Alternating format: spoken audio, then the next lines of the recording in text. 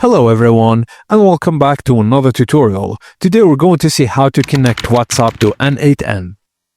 First thing first, go to settings on your N8N and go to community nodes in your interface.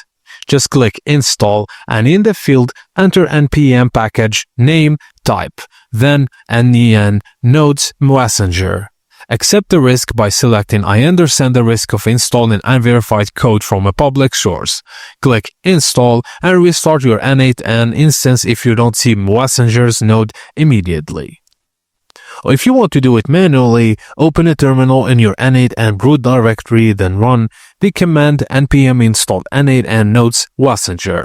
For Docker-based installation, run docker exec it N8N npm install N8N nodes messenger. After installation, restart N8N to apply changes.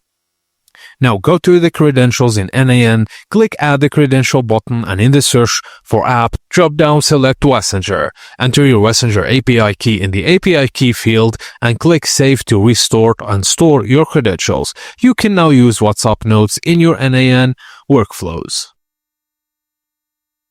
Thank you for watching and please don't forget to like and subscribe for more.